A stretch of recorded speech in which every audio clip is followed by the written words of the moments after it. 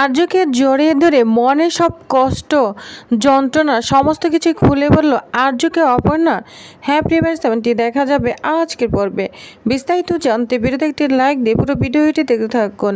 গল্পের শুরুতে আমরা দেখতে পাবো আর্যর মা আর্যকে বলছে, সতীনাথ বাবু যদি তোমাদের কথা বাইরের কারো কাছ থেকে জানতে পারে তাহলে অনেক কষ্ট পাবে। তখন বলে, হ্যাঁ মা ঠিক বলেছ, এটা আমিও বুঝতে পেরেছি, এটা অপর্ণা রিয়েলাইজ করেছে। অপর্ণার মধ্যে বলেই ফেলতো, কিন্তু একটা বড় ধাক্কা গেল, এজন্য হয়তো বলা হয়ে উঠেনি। তখন আর্যর মা বলে, অপর্ণার থেকে তুমি যদি বলতে খুলে জিনিসটা তাহলে সবচেয়ে ভালো হতো, কারণ ওরা তোমাকে ভরসা করে। তখন বলে, হ্যাঁ মা বলবো, এখন তো অনেক বড় একটা দখল যাচ্ছে, এখন বলা ঠিক হবে না। তখন অপর্ণার মা বলে, তাড়াতাড়ি বলে ফেলো, অনেক সময় অনেক সবর না ভালো হয় না, বুঝতে পেরেছ? এগুলো সমস্ত কথা আড়াল থেকে মানসি শুনতে থাকে। মানসি বলে, এ পর্যন্ত আমি যা চেয়েছি এখন তো এই চাওয়াটা সবারই হয়ে গিয়েছে। তখন ওইখানে মিটি হাসতে হাসতে মানসি চলে আসে, বলছে, আর্যদা গুড মর্নিং। তখন বলে, হ্যাঁ মানসি গুড মর্নিং। তখন মানসি বলতে থাকে, আচ্ছা আপনার বাবার হার্ট অ্যাটাকটা হঠাৎ করে কিভাবে হলো? তখন বলে, শুনেছি একটা ব্লকেজ ধরা পড়েছে, এর জন্যই হয়তো এরকম হয়েছে। তো মানসির সঙ্গে কথা না পারে কথা কাটিয়ে ওইখান থেকে আর্য চলে যায়। এদিকে অপর্ণার মা তার বাবাকে নিয়ে অনেক চিন্তিত, বলছে, অপর্ণা তোর বাবাকে নিয়ে না অনেক চিন্তা হচ্ছে, ডাক্তার কী কী ওষুধপত্র দিবে এগুলো একটু ভালো করে বুঝে নিবি, আমি তো আর বুঝতে পারবো না। তো অনেক কথাই বলছে। অপর্ণা অন্যমনস্ক হয়ে বসেই রয়েছে, বলছে, অপর্ণা কি বলছি শুনতে পাচ্ছিস না? তখন অপর্ণা বলে, হ্যাঁ মা বলো শুনছি। তখন খাবার নিয়ে দেয়, কিন্তু অপর্ণা কিছুতেই খাবার খাবে না, বলছে, মা আমি খাবো না। তখন অপর্ণা মা বলে, কেন যে খাবি না সেটা তো বুঝতেই পারছি, কালকে রাতেও কিছু খাসনি, ঠিক আছে না খেলি। তখন অপর্ণা বলে, মা বারবার এক কথা কেন বলছো? আমাকে জোর করো না, এক কথা বারবার বলাকে জোরই বলে, বুঝতে পেরেছ? অপর্ণা রাগান্বিত হয়ে যায়। তখন অপর্ণার মা বলে, ঠিক আছে তুই কতদিন না খেয়ে থাকতে পারিস থাক। এটা বলে অপর্ণার মা কান্নায় ভেঙে পড়ে। এদিকে মানসি তো খুবই খুশি। অর্ক বলছে, আজকে দিনটা ভালো যাবে, কারণ মানসির মুখে হাসি দেখছি। আর তখন বলে, আমার হাসি কেন? আমার হাসির কারণ তো মাদার ইন লই ভালো জানে, বলুন মাদার ইন ল। তখন বলে, তোমার হাসির কারণ আমি কি করে জানবো? অর্ক বলেছে, ওকেই বলো। তখন ওইখানে আর্য চলে আসে, বলছে, মা আমি চলে যাচ্ছি, আমার দেরি হয়ে যাচ্ছে। তখন মানসি বলে, আমি জানি তো আপনি অফিসে যাচ্ছেন না, কোথায় যাচ্ছেন? আপনি এখন আপনার বাবাকে ডিসচার্জ করতে যাচ্ছেন, ঠিক না? ওদের একবারে বাড়ি পৌঁছে দিয়ে তারপর অফিসে যাবেন। তখন আর্য কোনো কথা না বলে ওইখান থেকে চলে যায়। তখন অর্ক বলে, কি অপর্ণার বাবা অফিসে, অপর্ণার বাবা হসপিটালে? তো আর্য ঠিক মতো কিছু না বললে আর মা এবং মানসিকে বলে, আচ্ছা তোমরা তো জানো, আমাকে বলো কি হয়েছে। তখন মানসি বলে, কি বলবো শুনতে থাকো। মা আর্যদার বিয়ের ব্যাপার আপনি তো দায়িত্ব নিয়েছেন, বলুন না, আপনি বলুন সবকিছু। তখন বলে মানসি, একটু চুপ করবে? তুমি তো জানো পরিস্থিতি কিরকম, তাই না? তখন অর্ক বলে, তোমরা খুলে বলবে কিসের বিয়ে? তখন মানসি একদম খুশি মনে বলতে থাকে, হ্যাঁ হ্যাঁ তুমি বুঝতে পারছো না অর্ক, কয়দিন পরেই বিয়ে, সানাই, পুরোহিত মশাই সব হবে। এ কথা শুনে মাথা ঘুরে পড়ে যায়, কারণ তার ছোট বোন অতীতে মারা গিয়েছে। সে রাজনন্দিনীর কথাই কল্পনা করতে থাকে, রাজনন্দিনীর বিয়ের স্মৃতিগুলো তার একটু একটু ভাসতে থাকে মনের মধ্যে, আর মাথা ঘুরে পড়ে যায়। অর্কর মা চিৎকার করে ওঠে, বলছে, অর্ক তোমার কি হয়েছে, কি হয়েছে অর্ক? তখন বলে, মা আমার মাথাটা ঘুরে যাচ্ছে। তখন অর্ক মা বলে, যাও যাও মানছি, তুমি অর্ককে নিয়ে উপরে যাও, আগে নিজের বরটা সামলাও, পরে অন্যের বিয়ে ভাববে। তখন মানছি অর্ককে নিয়ে উপরে উঠে যায় আর বলে, আমাকে তো কাটিয়ে দিলেন, কিন্তু এটাই সময়, এটাই সুযোগ, বিয়ে থেকে শুরু করে সবকিছু গোপন তথ্য এবার আমি জানবই।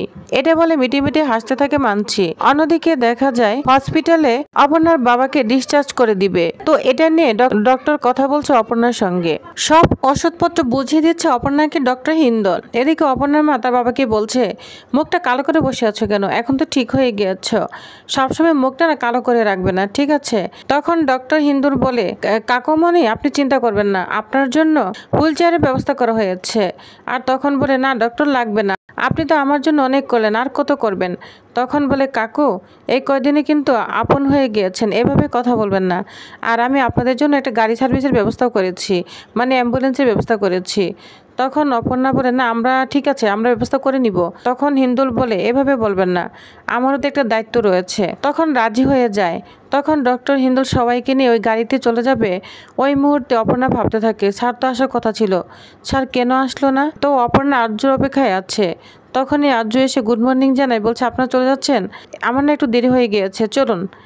তখন বলে, না আর্য স্যার আমরা গাড়ি রেডি করে ফেলেছি, আপনার সঙ্গে আমরা যাব না। তখন আর্য খুব কষ্ট পায় আর বলতে থাকে, এভাবে বলবেন না সতীনাথ বাবু, আমি নিতে এসেছি, চলুন। তখন অপর্ণার বাবা বলে, আপনি তো আমাদের অনেক সাহায্য করেছেন, আপনার কাছ থেকে আর কত সাহায্য নিব, আমরা ঠিক যেতে পারবো। তখন আর্য বলে, ঠিক আছে। তখন ডক্টর হিন্দুল বলে, আপনি চিন্তা করবেন না, আমি একটা অ্যাম্বুলেন্সের ব্যবস্থা করেছি, ওইখানেই ওই গাড়িতে উনাকে নিয়ে যেতে পারবো, কোনো সমস্যা নেই, উনি সেফভাবে যেতে পারবে। তখন আর্য বলে, ঠিক আছে, আপনারা আসুন, আমি বরং একাই আপনার বাড়ির দিকে যাচ্ছি গাড়ি নিয়ে। তখন আর্য চলে যাবে। অপর্ণা বলে, স্যার চলে যাবেন? যা শুনে অপর্ণার মা বাবা অবাক হয়ে অপর্ণার দিকে তাকিয়ে আছে। তখন অপর্ণা বলে, না, বলছি স্যার তো একাই যাবে, তাহলে আমি বরং স্যারের সঙ্গে যাই, তোমরা আসো। তখন অপর্ণার মা বলে, তোর যাওয়ার দরকার নেই, আমি যাব স্যারের সাথে। তখন আর্যর সঙ্গে অপর্ণার মা গাড়িতে চলে যায়। এদিকে অপর্ণা খুব কষ্ট পেতে থাকে। তখন অপর্ণা ডক্টর হিন্দুল তার বাবাকে নিয়ে অ্যাম্বুলেন্সে চলে যায়। এদিকে গাড়ি চালাচ্ছে আর্য আর অপর্ণার মার সঙ্গে কথা বলছে, কিন্তু অপর্ণার মা তার সঙ্গে বাঁকা বাঁকা কথা বলে চলেছে, কিন্তু সরাসরি কিছুই বলতে পারছে না, যে সে অপর্ণার জীবন থেকে যেন দূরে সরে যায়। বলছে, আমি তো সরাসরি বলতেও পারছি না, যেমন অপর্ণাকে বলেছি তেমন তো ওনাকে বলতেও পারছি না। এদিকে আর্য সরল মনে তাদের খোঁজখবর নিচ্ছে, কিন্তু অপর্ণার মা কোনো কথার উত্তর দেয় না, যেটুকু উত্তর দিচ্ছে তেরাভাবে উত্তর দিচ্ছে। তো এদিকে বাড়ি পর্যন্ত চলে এসেছে। তখন অপর্ণার মা গাড়ি থেকে নেমে আর্যকে ধন্যবাদ জানায়, বলছে, স্যার আমরা মনে হয় আগে চলে এসেছি, আমি ভেবেছিলাম ওরা চলে আসবে। কিন্তু মাঝপথে ডক্টর হিন্দুল অপর্ণার সঙ্গে কথা বলার চেষ্টা করে। অপর্ণা কোনো কথা বলতেই চায় না। ডক্টর হিন্দুল বলে, কি ব্যাপার মিস বসু, আপনি এখন টেনশন করে আছেন? আপনার বাবা কিন্তু এখন ভালো আছে, সুস্থ আছে। তখন বলে, শুনুন, আপনি কি মনে ডাক্তার? আমি আমার বাবার জন্য চুপ করে আছি না, চুপ করে আছি বলে আপনি ভাববেন না যে আমার মন খারাপ, বুঝতে পেরেছেন? তো বাঁকা বাঁকা উত্তর দেয় অপর্ণা ডক্টর হিন্দুলকে। তো অ্যাম্বুলেন্সে চলে এসেছে। তখন আর্য বলেই তো চলে এসেছে।